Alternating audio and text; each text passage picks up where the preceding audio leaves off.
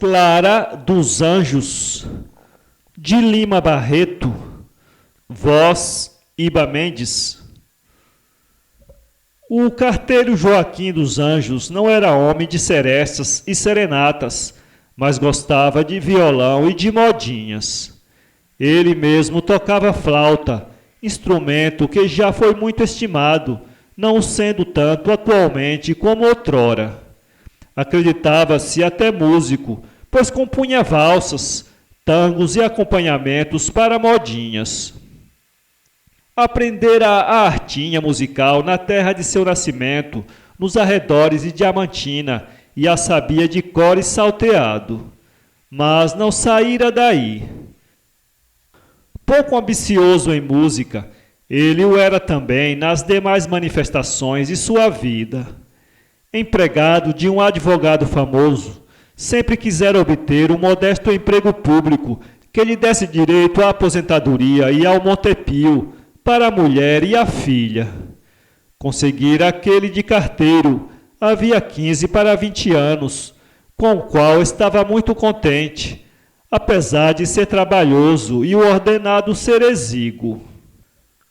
Logo que foi nomeado, tratou de vender as terras que tinha no local de seu nascimento e adquirir aquela casita de subúrbio por preço módico, mas mesmo assim o dinheiro não chegara e o resto pagou ele em prestações.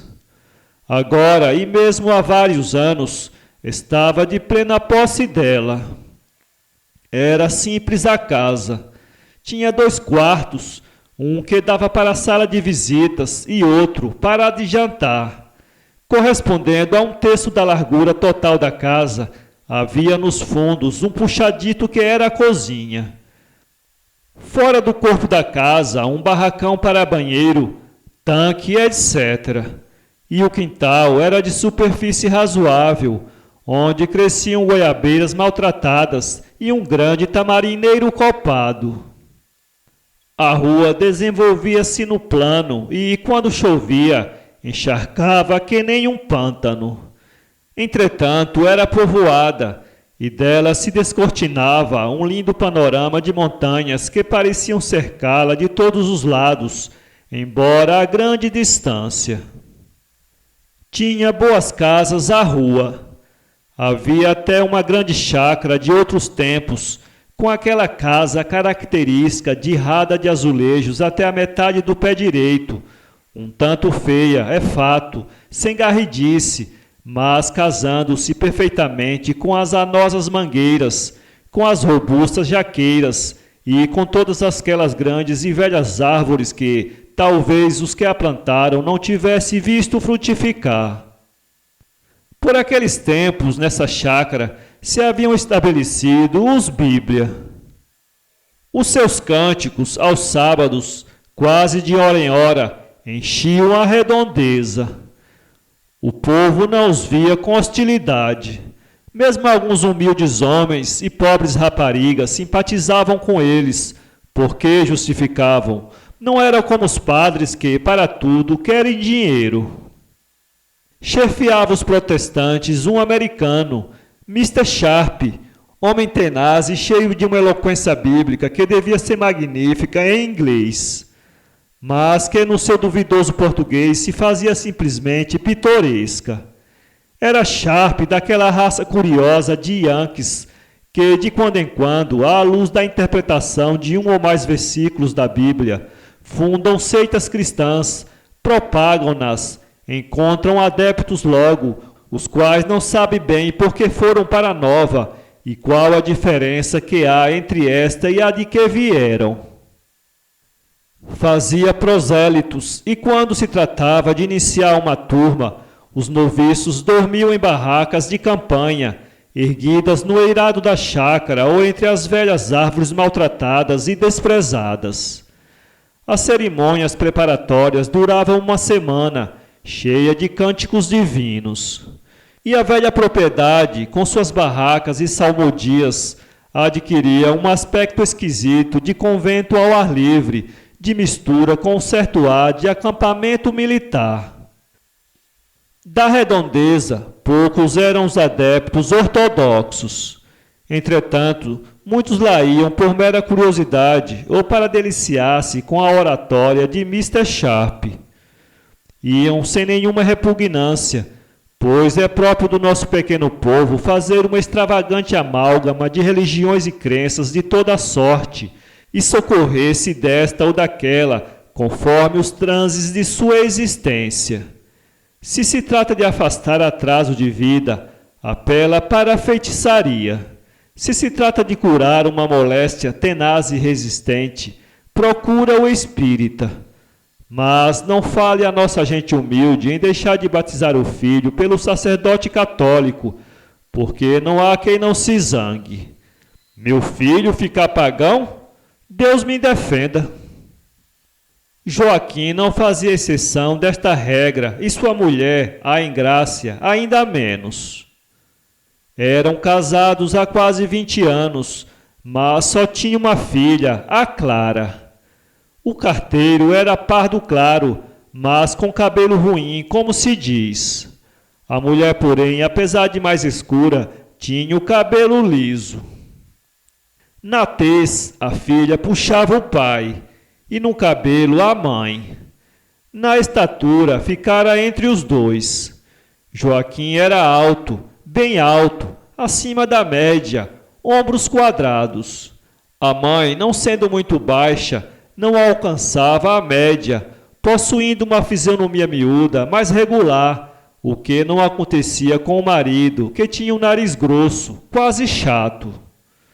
A filha, a Clara, tinha ficado em tudo entre os dois. Média deles era bem a filha de ambos. Habituadas às musicatas do pai, crescera cheia de vapores das modinhas e enfumaçara a sua pequena alma de rapariga pobre com os dengues e a melancolia dos descantes e cantarolas. Com 17 anos, tanto o pai como a mãe tinham por ela grandes desvelos e cuidados. Mais depressa ia Engrácia à venda de seu nascimento buscar isto ou aquilo do que ela. Não que a venda de seu nascimento fosse lugar de badernas. Ao contrário, as pessoas que lá faziam ponto eram de todo respeito. O Alípio era uma delas. Era um tipo curioso de rapaz que, conquanto pobre, não deixava de ser respeitador e bem comportado. Tinha um aspecto de galo de briga. Entretanto, estava bem longe de possuir a ferocidade repugnante desses galos malaios de apostas, não possuindo, é preciso saber, nenhuma. Um outro que aparecia sempre lá era um inglês, Mr. Parsons, desenhista de uma grande oficina mecânica das imediações. Quando saía do trabalho, passava na venda. Lá se sentava naqueles característicos tamboretes de abrir e fechar e deixava-se ficar até ao anoitecer bebericando ou lendo os jornais do Senhor Nascimento. Silencioso, quase taciturno, pouco conversava e implicava muito com quem o tratava por seu mister. Havia lá também o filósofo Menezes, um velho hidrópico, que se tinha na conta de sábio, mas que não passava de um simples dentista clandestino e dizia tolices sobre todas as coisas. Era um velho branco, simpático, com um todo de imperador romano, barbas alvas e abundantes. Aparecia às vezes o J. Amarante, um poeta, verdadeiramente poeta, que tivera o seu momento de celebridade em todo o Brasil, se ainda não a tem, mas que naquela época, devido ao álcool e aos desgostos íntimos, era uma triste ruína de homem, apesar dos seus 10 volumes de versos, 10 sucessos, com os quais todos ganharam dinheiro, menos ele. Amnésico, semi-imbecilizado, não seguia uma conversa contínua, e falava desconexamente. O subúrbio não sabia bem quem ele era. Chamava-o muito simplesmente o poeta. Um outro frequentador da venda era o velho Valentim, um português dos seus 60 anos e pouco, que tinha o corpo curvado para diante, débito ao hábito contraído no seu ofício de chacareiro, que já devia exercer há mais de 40. Contava casos e anedotas de sua terra, pontilhando tudo de rifões portugueses do mais saboroso pitoresco.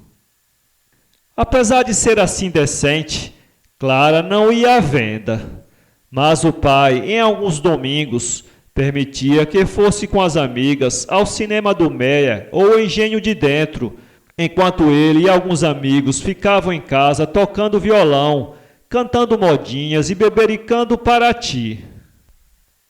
Pela manhã, logo nas primeiras horas, os companheiros apareciam, tomavam café, iam em seguida para o quintal, para debaixo do tamarineiro, jogar bisca, com 1 litro de cachaça ao lado.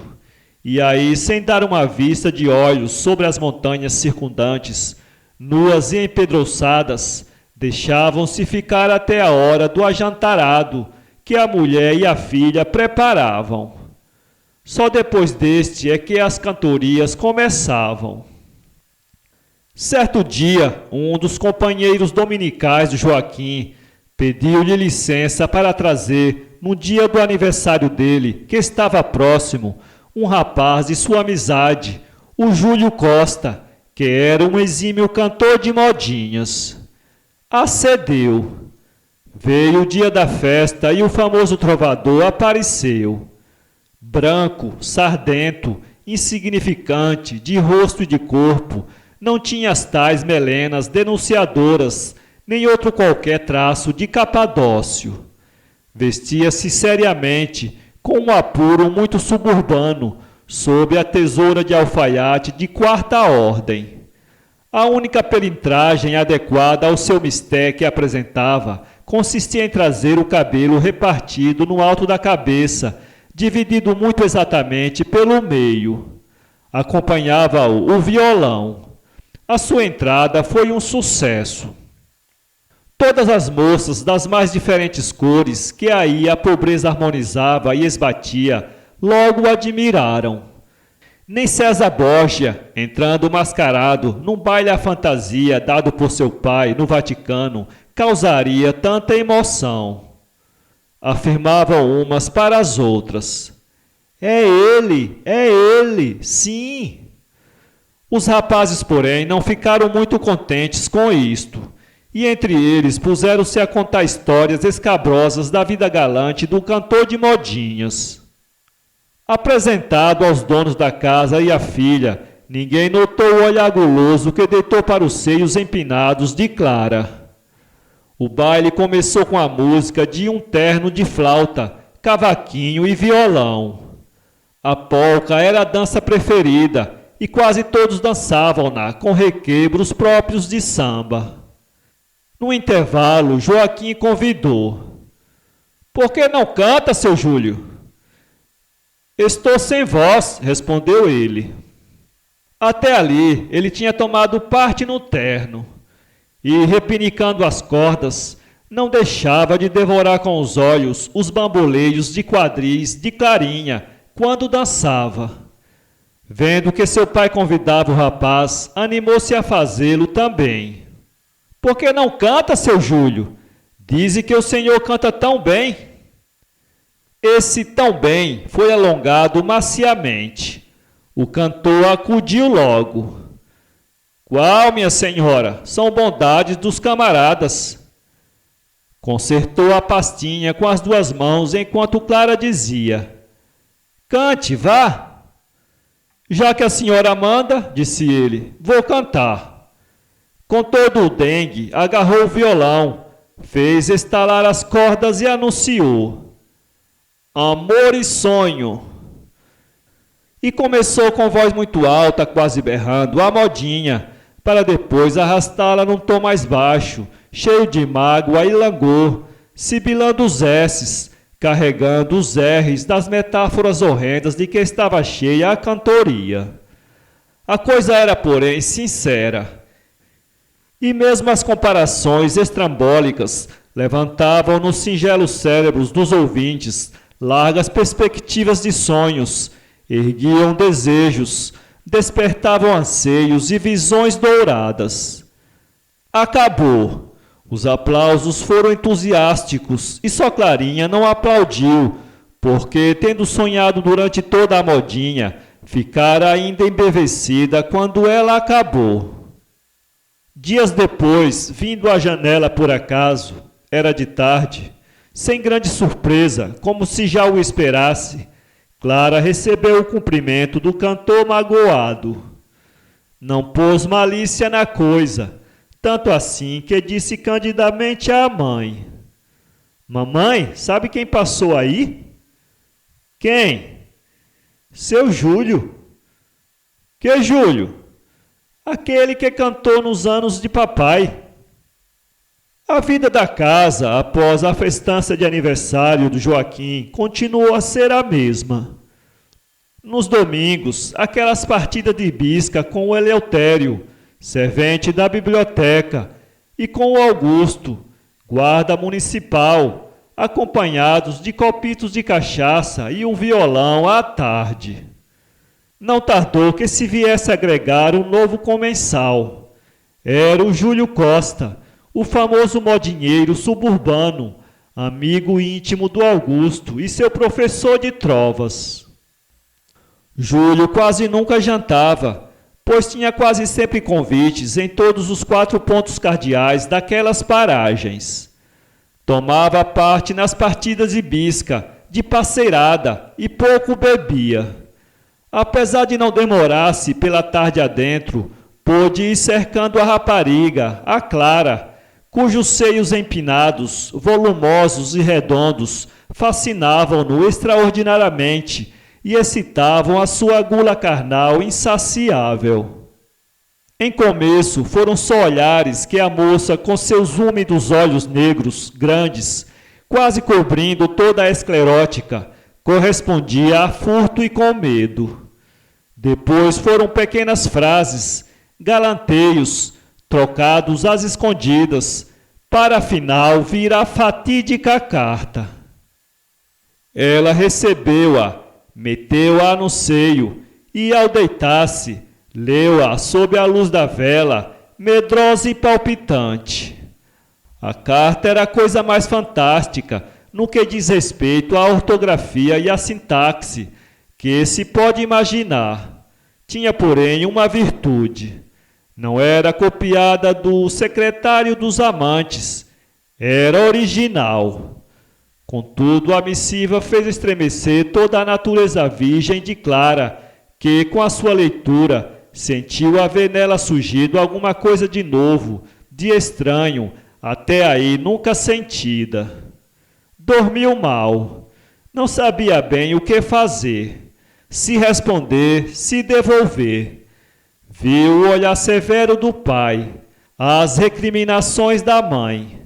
Ela, porém, precisava casar-se. Não havia de ser toda a vida assim como um cão sem dono. Os pais viriam a morrer e ela não podia ficar pelo mundo desamparada. Uma dúvida lhe veio. Ele era branco, ela mulata. Mas que tinha isso? Tinham-se visto tantos casos, lembrou-se de alguns. Por que não havia de ser? Ele falava com tanta paixão. Ofegava, suspirava, chorava, e os seus seios duros estouravam de virgindade e de ansiedade de amar. Responderia, e assim fez no dia seguinte. As visitas de Costa tornaram-se mais demoradas e as cartas mais constantes. A mãe desconfiou e perguntou à filha: Você está namorando seu Júlio, Clarinha? Eu, mamãe, nem penso nisso. Está sim, então não vejo? A menina pôs-se a chorar. A mãe não falou mais nisso. E Clara, logo que pôde, mandou pelo Aristides, um molecote da vizinhança, uma carta ao modinheiro, relatando o fato. Júlio morava na estação próxima e a situação de sua família era bem superior à da sua namorada.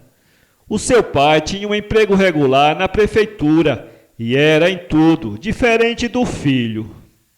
Sisudo, grave, sério e até a imponência grotesca do bom funcionário.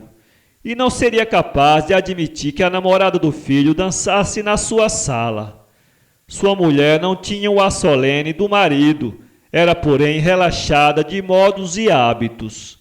Comia com a mão, andava descalça, catava intrigas e novidades da vizinhança.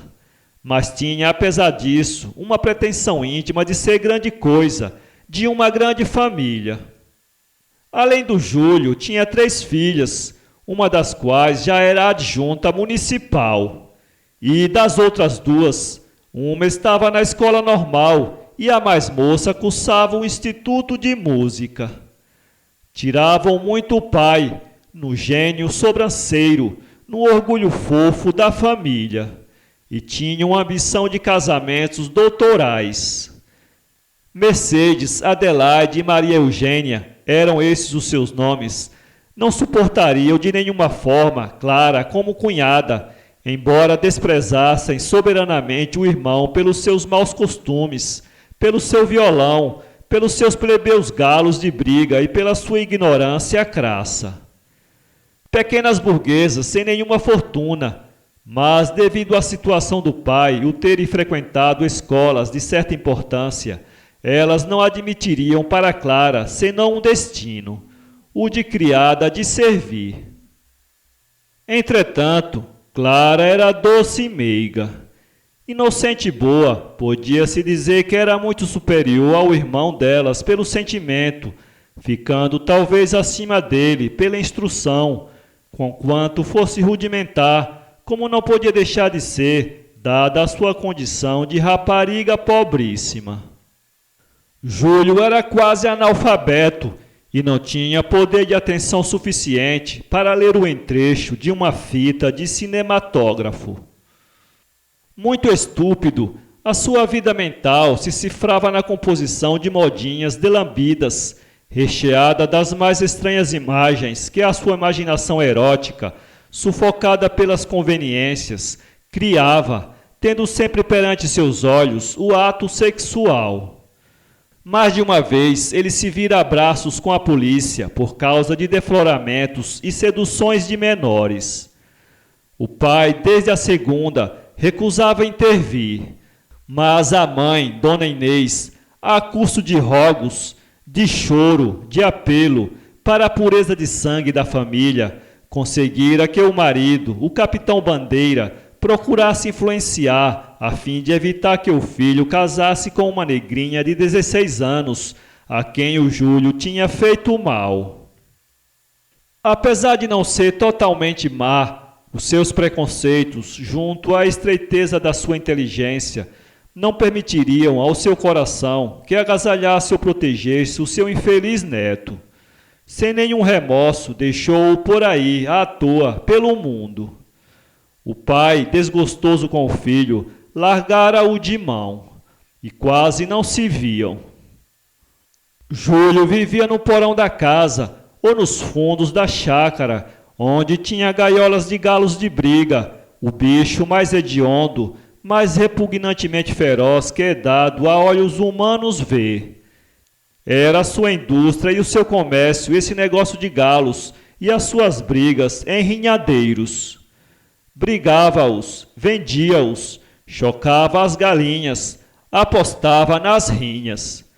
E com o resultado disso e com alguns cobres que a mãe lhe dava, vivia e obtinha dinheiro para vestir-se. Era o tipo completo do vagabundo doméstico, como há milhares nos subúrbios e em outros bairros do Rio de Janeiro. A mãe, sempre temendo que se repetisse os seus ajustes de contas com a polícia, esforçava-se sempre por estar ao corrente dos seus amores. Veio a saber do seu último com Clara e repreendeu-o nos termos mais desabridos. Ouvia ao filho respeitosamente, sem dizer uma palavra, mas julgou de boa política relatar a seu modo, por carta, tudo à namorada. Assim escreveu: Queridinha, Confesso-te que ontem, quando recebi a tua carta, minha mãe viu e fiquei tão louco que confessei tudo à mamãe, que lhe amava muito e fazia por você as maiores violências. Ficaram todos contra mim. É a razão porque previno-te que não ligues ao que lhe disserem. Por isso peço-te que preze bem o meu sofrimento. Pense bem e veja se estás resolvida a fazer o que lhe pedi na última cartinha. Saudades e mais saudades desse infeliz que tanto lhe adora e não é correspondido. O teu Júlio. Clara já estava habituada com a redação e ortografia do seu namorado, mas apesar de escrever muito melhor, a sua instrução era insuficiente para desprezar um galanteador tão analfabeto. Ainda por cima, a sua fascinação pelo modinheiro e a sua obsessão pelo casamento tiravam-lhe toda a capacidade crítica que pudesse ter.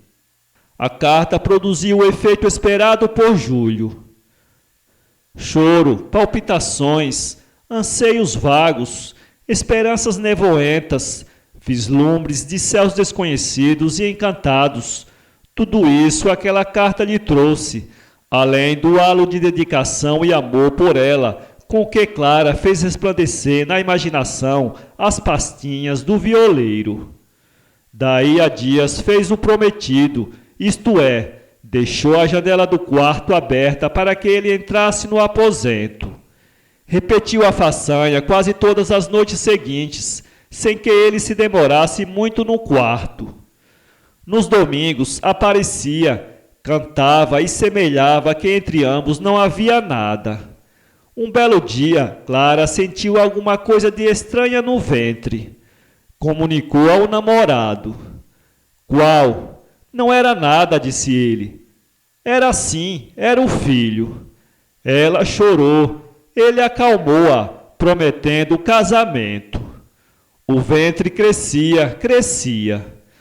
O cantador de modinhas foi fugindo, deixou de aparecer a miúde. E Clara chorava. Ainda não lhe tinham percebido a gravidez. A mãe, porém, com auxílio de certas intimidades próprias de mãe para filha, desconfiou e pô-la em confissão. Clara não pôde esconder, disse tudo. E aquelas duas humildes mulheres choraram abraçadas diante do irremediável. A filha teve uma ideia. Mamãe, antes da senhora dizer a papai, deixa-me ir até a casa dele para falar com sua mãe. A velha meditou e aceitou o alvitre. Vai! Clara vestiu-se rapidamente e foi. Recebida com altaneira por uma das filhas, disse que queria falar à mãe do Júlio. Recebeu-a esta rispidamente. Mas a rapariga, com toda a coragem e com sangue frio, difícil de crer, confessou-lhe tudo, o seu erro e a sua desdita. Mas o que é que você quer que eu faça? Que ele se case comigo, fez Clara num só hausto. Ora esta, você não se enxerga? Você não vê mesmo que meu filho não é para se casar com gente da laia de você? Ele não amarrou você, ele não amordaçou você. Vá-se embora, rapariga. Ora já se viu, vá! Clara saiu sem dizer nada, reprimindo as lágrimas, para que na rua não lhe descobrisse a vergonha. Então ela não se podia casar com aquele calaceiro, sem nenhum título, sem nenhuma qualidade superior? Por quê? Viu bem a sua condição na sociedade, o seu estado de inferioridade permanente, sem poder aspirar à coisa mais simples que todas as moças aspiram. Para que seriam aqueles cuidados todos de seus pais? Foram inúteis e contraproducentes, pois evitaram que ela conhecesse bem justamente a sua condição e os limites das suas aspirações sentimentais. Voltou para casa depressa. Chegou. O pai ainda não viera. Foi ao encontro da mãe. não lhe disse nada. Abraçou-a, chorando. A mãe também chorou, e quando Clara parou de falar, entre soluços, disse: Mamãe, eu não sou nada nesta vida. Para ler esse conto, acesse www.poeteiro.com